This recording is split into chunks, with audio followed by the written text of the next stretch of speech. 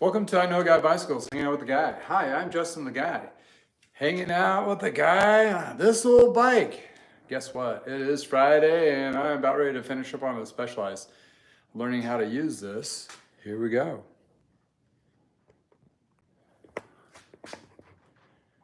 Rotate back. What do you mean rotate back? Oh well. So apparently we're going to go doing this vertical this time. I don't know why, because it just seems to be working that way.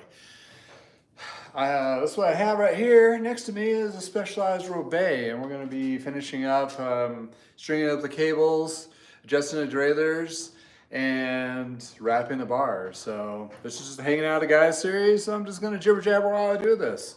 This was a great little bike. Which was really cool about this guy was it was pretty rough, but using my skills and abilities to refurbish this was a lot of fun. So anywho, did a lot of detailing to the paint here. I mean, you can kind of see it. It's not as beautiful as I would like it to be, but you know, it is what it is. And just stringing up the cables here. And going through the motions on that. Take off my dork glasses. Old man, you know, he can't see as well. So here we go. I already did the brakes on this guy, so they are nice and tight. We replaced the cables and some of the housing. I used some of the existing housing on there. It seemed to be good, and then I decided just to go with it without being too wasteful in that aspect. But the derailleur housing is something you definitely want to replace most of the time, because internally you just don't know how much of the wear and tear is, and the shifting is so precise in spacing that it really makes a big difference on shifting. So we're gonna tear into and do the front one first, and this housing is pre-lubed, so that is kind of nice in that aspect. That you don't have to re-lube it. And there's, you know, school thoughts and all that. I do suggest a lined derailleur housing with lube. The higher end's a little bit nicer too. It just makes it shift a lot smoother and so forth. And I'm threading it through the bottom bracket. It has a sleeve that it goes through. And I'm gonna use an Allen wrench here just to tuck it in place, like so. This is a full carbon frame and fork, and also the steer tube. I did replace the stem on this and realized it was a carbon steer tube, which was kind of nice as well. Kind of cool.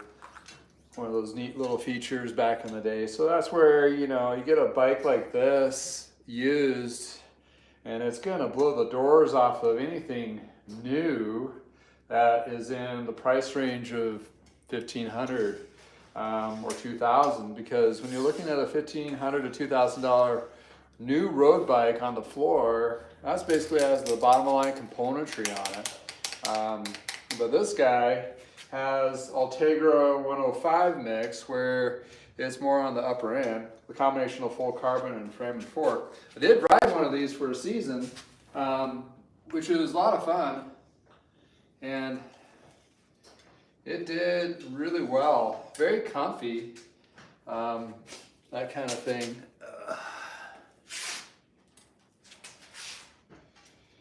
And it was very, very plush. And since I've been doing this, it's been kind of fun because I'm able to pick and choose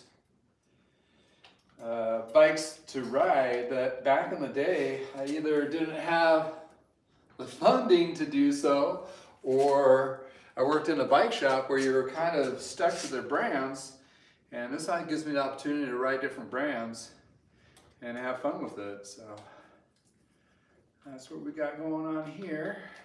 Got that tightened up. So I got those derailleurs. I got to throw on some pedals, so let me grab those. I put new pedals on all my bikes, platform specific, because Most of my customers, or the people that get bikes from me, are entry level. They're just starting off.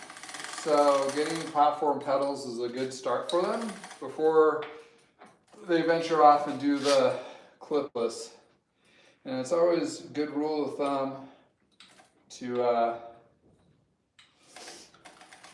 get used to the bike first before you just dive in to do the whole clipless thing.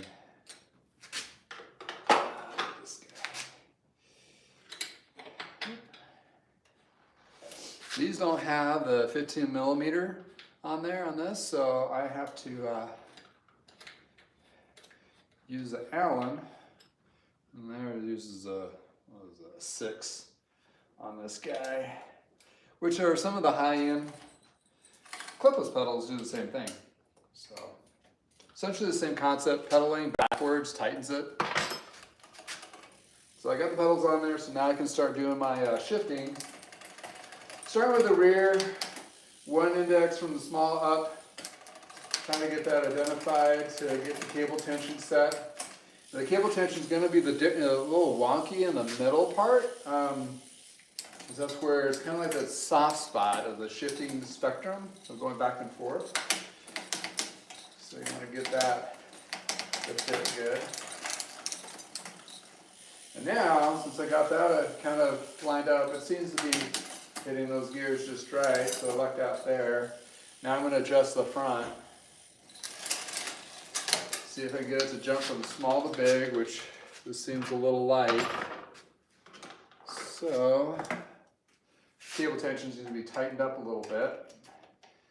So as a mechanic, we want to tighten these as much as possible and not rely on your barrel adjusters, and leave the barrel adjuster expansion up to the customer to be able to have access to. The reason being is we want to adjust this as much as possible here. So if you're on a ride, you can adjust these while you're riding, and that can do those micro adjustments. So you have the full range of the barrel adjuster up front.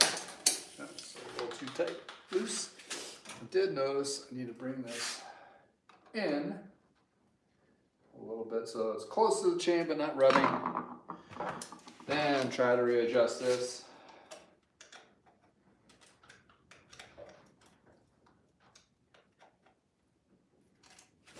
Like so. There we go. Now it's ripping the inside. Now I need to back that screw off a little bit.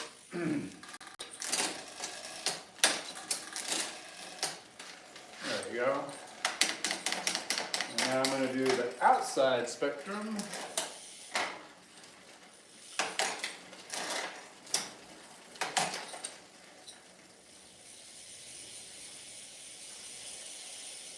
Just double checking that chain ring, make sure it's okay.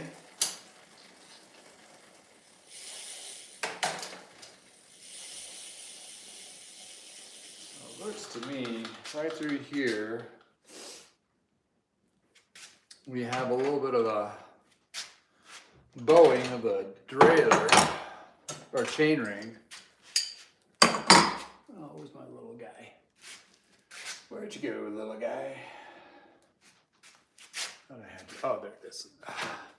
So this is our little trick to get that chain ring to be back more flush.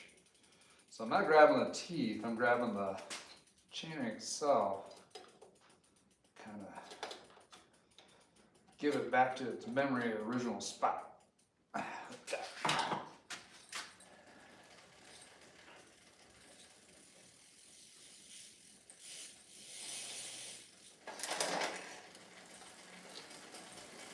There we go.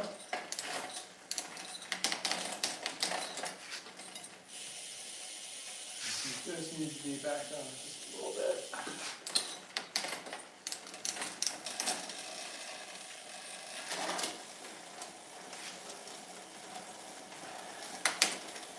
Double checking big and big since I did put a chain on there, and double checking small and small. So voila, there we go, we got our derailleurs adjusted. Now I just need to cut these loose. excess and put some end caps on it. And after that, onto the bar tape.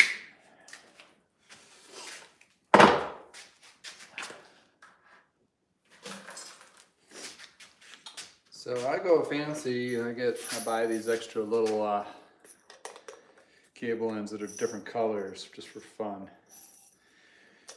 Who gets bored with the your simple little silvers? So I like to go with color to kind of match accents or what have you. A little bit of extra professionalism. So cutting the cables on the brakes, I like to give a couple inches. So if I needed to do an overhaul on this again, I can reuse these cables. If they're cut too short, I can't. Same thing for the rigid railer. I like to put like a 2.5 inches of extra length. So if you need to cut this and restring it, I can. This one's a little bit longer. Reason being, I'm bowing this over and I'm going to zip tie it back to itself. And that way it keeps it out of the way. I learned that little trick a while back, and it just cleans up that front derailleur cable. So it's not tapping your foot every time you're rotating.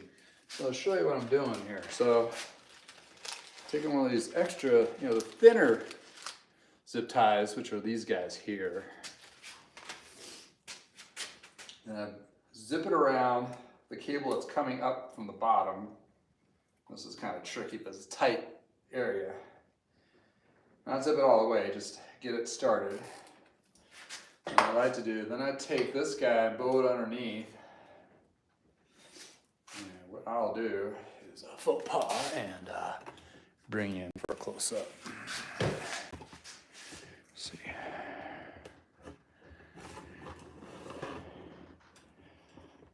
Okay, so get this guy.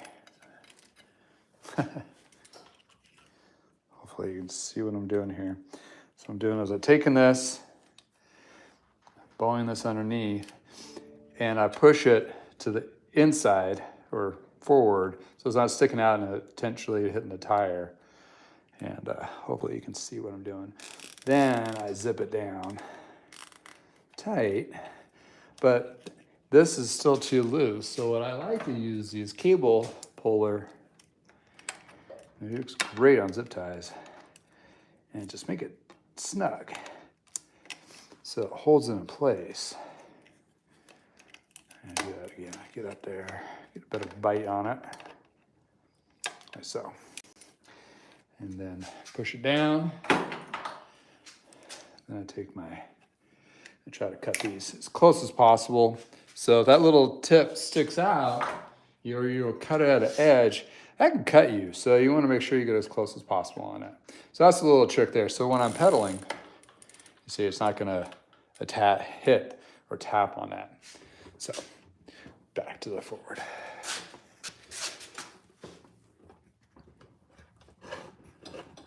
The amateur move here. I do apologize. There you go. Now we got to the bar tape. So the cables and the housing are all strung up and ready to go. So what I'm gonna do now is do some bar tape. So more of an angle here. And I buy new bar tape for every bike, that kind of thing. It's like wearing somebody else's socks. So if you get a new bike or a new used bike for yourself, get new bar tape. It's usually under 20 bucks for the inexpensive kind, or you can play around with the upper end expensive type, which are awesome. Very different flavors out there. Bontrager and Specialized, well, Bontrager is Trek. Specialized, they do make a bar tape that has padded to them, as well as other brands, but those are the ones I'm very more familiar with. This is Ceram, which is a pretty decent cork tape, and it has a little sticky back to it, has reflectant ink cap plugs, which is kind of cool on that as well. So what I need to do though, pre-tape these, hold these guys down so they're out of the way while I tape my bars. One longer one. Do two shorter ones. And the bend here, this is kind of tight here, so you want to Hold that in place. Give it a good one. Start there, then move out. You don't have to go all the way up here. This is where the bar tape's going to end, so you want to be in a little bit further. This one's grooved bar, so the housing has a place to go, which is kind of nice. Do another little section here.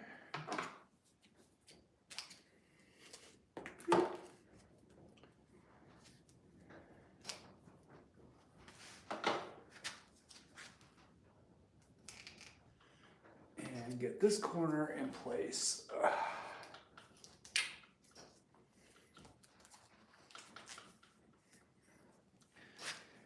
And same thing, just a little bit in, just to hold it so you're not fighting it as you're setting it all up, just like so. Sorry, my nose is running a little chilly out here. It is shooting this live one in February, and it is all 35 degrees out, which I don't believe, because it was a high of, or a low of 4 degrees this morning. A little chilly. Okay, so before I get those started, 2 things. First, I want to cut my back pieces first to fit. It's all about pre-staging when you're taping bars. You got to have everything laid out just right. Because once you get going, when you're in it, you're in it. And the second thing, drop it. Pre-do my tape for the finishing. So I cut that, and I do cut a point part like so. Reason being is that's where you're starting, and then I finish and I cut that as well. Reason being is has a cleaner cut, doesn't leave a funky little corner that might flake up, get caught. It's a little professional touch that a lot of us do. And I always go a little bit longer than you need, like so. All right, now I'm ready for my bar tape. I'll put my other one over here. I'll start on this side here. Ooh.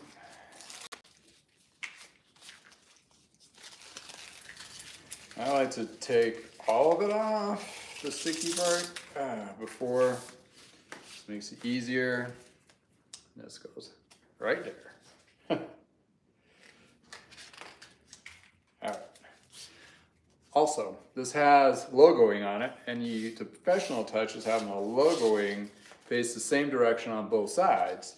For me, I like to see the logoing readable this direction, starting off. This, for me, is a rule of thumb. And as I stretch it out, you can read it.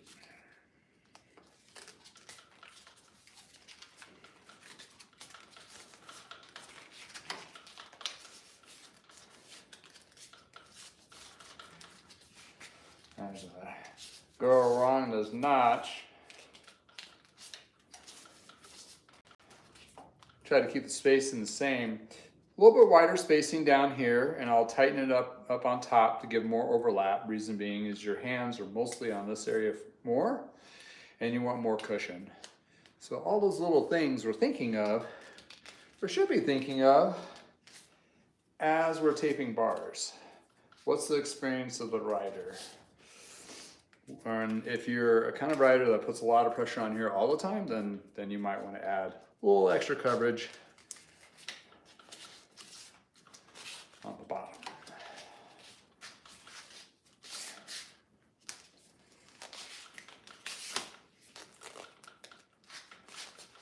Facing this, so it's a little easier for me.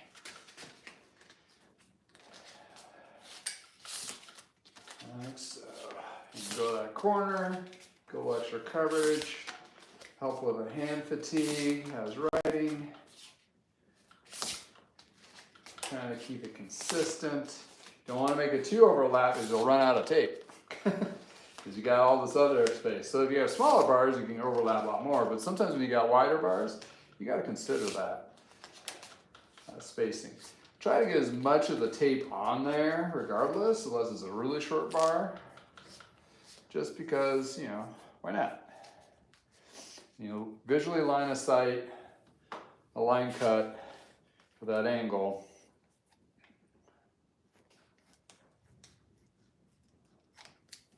Like so. Some people wrap it, then they take a razor blade. But you can also end up cutting your housing when you do that. So this way, this is how I learn. So it's kind of how it goes. And not to say there's a lot of other ways of wrapping bars. I'm not saying this is the end all be all. Just want to say this is how I do it. And some people have their reasons for other ways of doing it, which is fine. We all respect that, or should anyway, right? I at least try to get 3 wraps around, even. And I start tugging it tighter the first wrap so it stretches more. So every round I go, it widens out a little bit more so it has more coverage. And when I get to this point here, I want the end to be underneath the stop point. And I'll save that for later for another bike.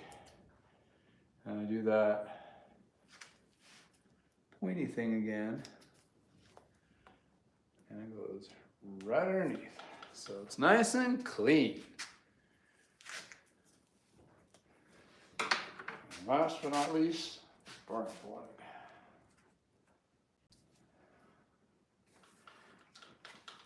So professional bar and bar wrapping tips. Bar unplug, logo is how you're vertical or how you're supposed to see it. The branding of the bar tape, if it has it stamped on there, you can read it this way, and it reads outwards. So professionally, when you're looking at it, you can read the logoing of it. Extra thicker coverage on the upper here, assuming that the rider's going to be on that part more so. Crossover. Keep track of that. Oh, yeah. There we go.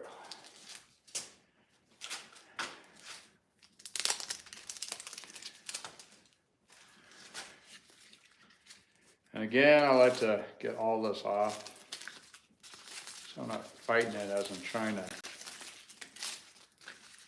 put it back on there.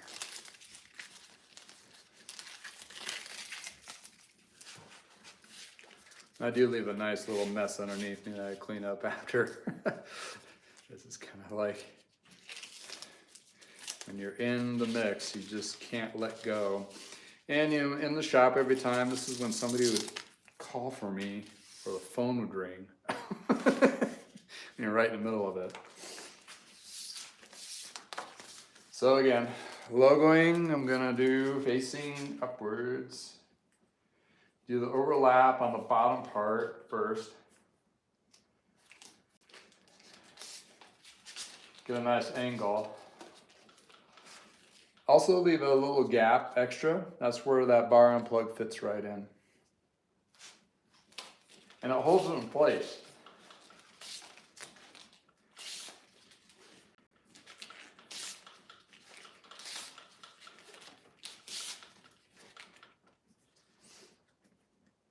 Got my back piece. Some people don't use this. They do this wraparound thing, which is fine. But I'm just accustomed to doing it this way. This is how I've done it always in the past. And hey, it's not broken, don't fix it in my perspective or what I do. I've worked on a lot of bikes after I've ridden or after I wrapped the bars, and they've hold up quite well. So that's the thing. You just don't want it to unravel on somebody while they're out riding. That's just not good.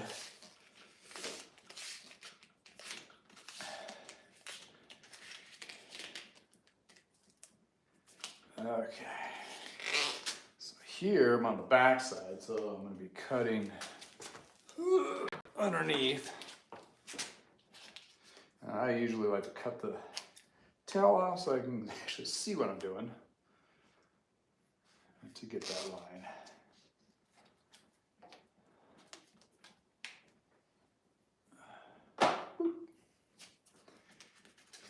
Retention that. If it's too long, you always back this off, which it is for me a little bit, so you can just even it out. So I have a nice little gap there. That's where my electric tape is going to fit in. Right in there. Again, extra torque or tension on it to thin it out. And the next round, a little less, so it widens out. And my last one, less tension so it covers the whole span of it. So you have a clean look.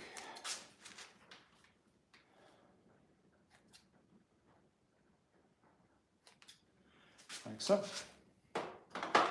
And of course I can use these for next bars. So I keep those, or I use it to mark seat posts when I need to adjust them, if they've already been fitted to that length. Roll my hood back over. And that bar unplug we were talking about with that extra material, that's where this goes in. Kind of fold it underneath. And the logoing is how it's supposed to be, like so. Wrap bars. So what I like to do is take a little bit of Armor All. Come on. I mean, I polish the frames and all that, but what I like to do is kind of clean these hoods up. So you get kind of gunky from the grease and whatever, stickiness. Sometimes you'll find like a layer of nasty grease or sweat. This is just kind of cleaning everything up that I just kind of got my fingerprints all over, that kind of thing. So voila, this bike is pretty much ready to go. The final touch is gotta tag it.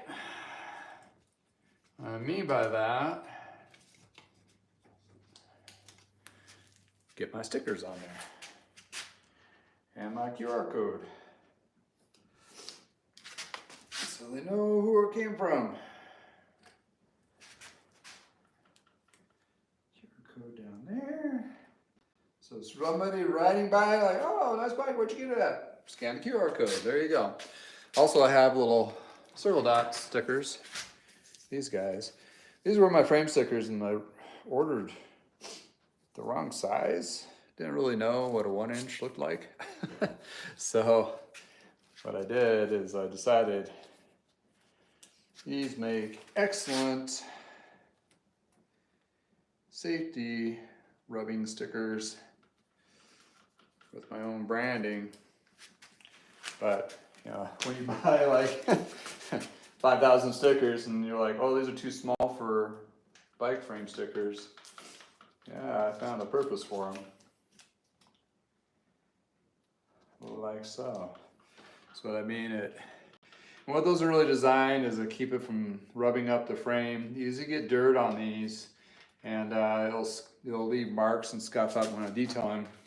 This did have a couple of the manufactured ones with the big thick rubber, but I take them off, peel them because they get all gunky, look very ugly at a particular time, but that kind of cleans everything up there. So, like so. All beautiful, ready for its next owner and another 1,000,000 miles. There we go. So to recap, well, hanging out with a guy, this old bike. Yeah, it's really not that old, you know, it's not like 50 years old or anything like that, but you know, in the sporting world, it is an older model. It's one of those things that tech changes every year and they try to push from new product and whatever Kool-Aid they're trying to push down.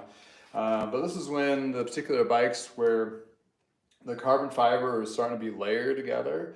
And this was a game changer for Specialized is it really made the frames rigid in areas and they can lighten it up in others. So you can have that stiff accelerating ride with also the vibration absorption through the frame and so forth. And they have these Zerks little inserts to kind of help with that dampening, to give it more of a endurance type ride.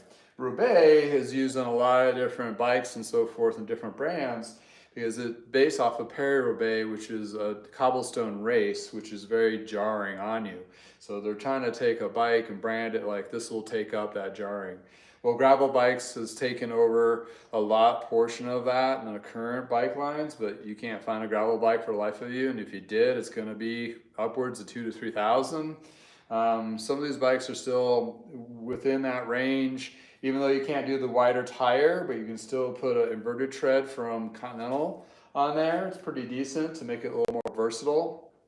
But overall, this bike is an awesome bike. It really holds up well. It takes up a lot of vibration. Carbon fiber has an infinite flex, so it's not gonna like you take a pop can, move it back and forth, and eventually break. That doesn't happen on carbon. It'll absorb that, as well as you're able to repair carbon too. So if you get damage somewhere along the way, you can have carbon patches installed, and the carbon patch themselves are typically stronger because there's more layers than what was there originally. So it's kind of like, you know, if you break your wrist and put titanium in it, it's kind of the same thing. That part is going to be the strongest part. So carbon fiber can be fixed. It is a little costly, but it can be repaired. So it's not the end of the road for the bike. So there we go, all nice and shiny and clean, and a couple of some new parts on there to get it going for the next owner. So here we go, another 1,000 miles. Well, thank you for spending time with me. Throw some comments down if you have any questions or any shared adventures you want to go with this particular model or others.